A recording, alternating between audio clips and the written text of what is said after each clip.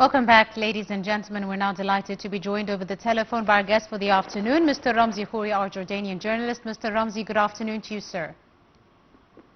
Good afternoon to you, Angie. Thank you so much, Mr. Ramzy, for your time. And let's start by taking a look at some of the recent developments related to the ongoing war in Gaza. And the United Nations has now officially declared a famine in Gaza, blaming systematic obstruction of humanitarian aid by the occupation forces of Israel. How do you see this recent development, Mr. Ramzy, and what does it mean in your opinion?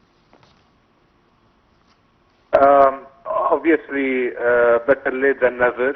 This is something that should have happened last month. Yes. At least, if not even before. And what it means is that nobody can anymore question whether there is famine or that starvation is being used as a weapon of war. Because the report clearly states that there is intent in using starvation as a weapon of war.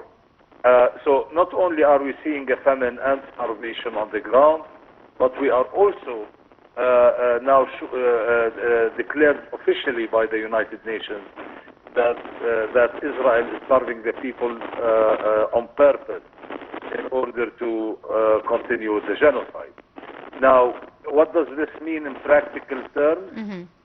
What usually would happen immediately after a report like this, a resolution is taken by the Security Council in which major action, punitive action is taken against a country that's perpetrating this kind of war crime. Unfortunately, we all know that if this goes to the Security Council, then there is an American veto waiting for us. And if that happens, then it's just delay after delay after delay because no action is taken against the perpetrator, which is Israel. So in your opinion, Mr. Ramzy, do you expect any action to be taken in the near future, especially by the international community? I think it would be very difficult for European countries, for example, and other countries like Australia, New Zealand. These countries have to worry about their own population. So if a report like this comes out, starvation now is established as a fact, then these governments are not going to be able to show face with their own people. Now, let's be clear that these governments already know that starvation is going on in Gaza. And these people already know that it is being used as a weapon of a weapon against the Palestinian civilians. And we know that they know for sure because they made statements to that effect, almost all of them trying to appease their own populations that are rising up in anger that their governments are actually continuing relations with Israel. This could actually push these governments to go further, a bit more than recognizing the state of Palestine as the UNGA in September. These countries should be taking out sanctions, maybe reviewing and stopping their trade agreements with Israel. Israel has to pay a price, and this could be the tipping point where these governments are going to actually have to take action instead of issue words that are void of any results that are useful for the population that is being starved to death. Indeed, Mr. Ramzy. Now, hours earlier, the Israeli Defense Minister Israel Katz threatened to destroy, the territory's largest city. This on top of the ongoing attacks, also attacks on the Palestinians seeking aid at the aid distribution centers, still ongoing breaching of international law. How do you see the retaliation by the Israeli occupation force? Netanyahu wants to continue the war. He needs time. He believes that any stoppage of the war is going to have the government collapse. And if that happens and he goes to elections, he will definitely lose elections. Every day that passes, new information comes out. A great example of this is the information that came out yesterday that he actually knew that the 7th of October that there will be an operation. And not only did he know, but his government knew. And they did absolutely nothing. To prevent it or to stop it, despite the fact that the security apparatuses all confirmed that there was going to be an operation. So this is, yet every day that passes, Netanyahu is incriminated in the eyes of his own people. And therefore what he wants to do is to buy time. And so he's on the long haul. And he is able to get away with it. Let us check what President Donald Trump of the USA said yesterday. He came out and he said something that is totally nonsensical, which is he believes that an Israeli military operation is actually safer for the hostages in Gaza. Now, that is the most ridiculous statement anybody can make. Everybody knows that most likely they will be killed in an Israeli military operation. And the Israeli army has already declared that any such operation would most likely kill the hostages, and they cannot save the hostages through military action.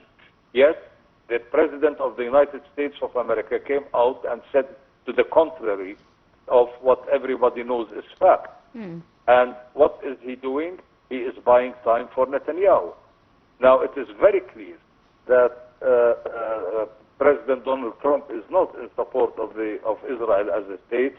He is directly in support of Netanyahu as a politician. Yes. And he is trying to save Netanyahu as a politician rather than try to save Israel or make decisions that are based on the interests of Israel as a state.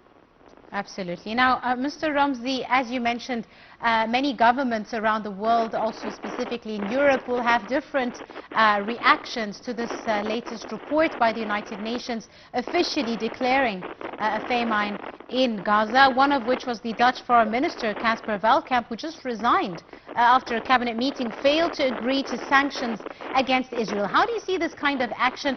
Do you see this political pressure, eventually can lead to some action on the ground against the Israelis?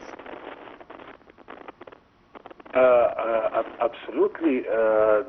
In Holland, in specific, the ministers that resigned, they resigned because the government, in a vote, refused to take action against Israel. Yes. The only thing that they wanted to do is to continue making void statements that are meaningless. And therefore they protested and they left, because at the end of the day in Holland there will be elections. And these people don't want to pay the price of the right-wingers in their government who will stand by Israel all the way, even at their own expense. And therefore we're going to see more and more of this happen. But this is basically why the British and the French and all of those are at least trying to give an impression that they are taking action. It's not really working. Words and political positions and all of that do not stop Israel from continuing with the genocide. What needs to be done is punitive action. And maybe now we are going to see them forced to go in that direction and to start taking action that would make it a bit more painful for Israel to continue. But with all honesty, at the end of the day, Israel can totally depend on the USA for all of its munitions, its weapons. The losses in trade are really big, but Netanyahu is really willing to destroy the economy of his own state in order for him to survive politically. But then again, depending on the USA, maybe more than enough for Netanyahu to continue his campaign of genocide and ethnic cleansing. It is a possibility. So we should all expect, even if the Europeans take more action, to see Netanyahu just basically taking this for the long haul, for as long as it serves his own personal political purposes. Right. On that note, I'll have to leave it at that. I'd like to thank you very, very much. Our dear guest, Mr. Ramzy Khoury, the journalist, thank you very much, sir, for your time and all your insight on today's episode of Arab Affairs. And still with our news, the Dutch Foreign Minister, Casper Veldkamp, has resigned after a cabinet meeting failed to agree to sanctions against Israel. The centre-right New Socialist Contract Party, of which Veldkamp is a member, withdrew from the governing coalition after the resignation, adding to growing political chaos in the country. We have more details in this report.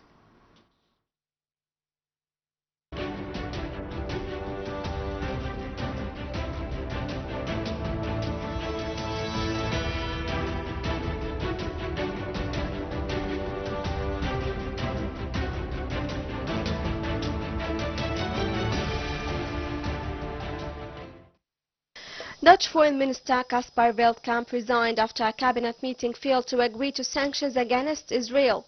The centre-right New Social Contract Party, of which Veldkamp is a member, withdrew from the governing coalition after the resignation, adding to growing political chaos in the country. Veldkamp had said on Thursday that he wanted new measures against Israel over its iron-fisted tactics in the Gaza war against Hamas. Last month, the Netherlands declared far-right Israeli ministers Itamar Ben-Gvir and Bezalel Smotrich persona non grata. It was also among 21 countries that signed a joint declaration on Thursday condemning Israel's approval of a major West Bank settlement project as unacceptable and contrary to international law. But after the cabinet became deadlocked Friday over possible new measures to increase pressure on Israel, Veldkamp said he was insufficiently able to take meaningful additional measures. Veldkamp said the further steps he had proposed against Israel were seriously discussed, but that he had encountered resistance in successive cabinet meetings. The government has been under pressure from protests against Israel's military offensive since the October 7, 2023. Demonstrations in The Hague drew between 100,000 and 150,000 people, the largest in the Netherlands in 2 decades. Protesters demanded sanctions on Israel and humanitarian access for civilians in Gaza, where on Friday the United Nations officially declared a famine and blamed systematic obstruction of aid by Israel.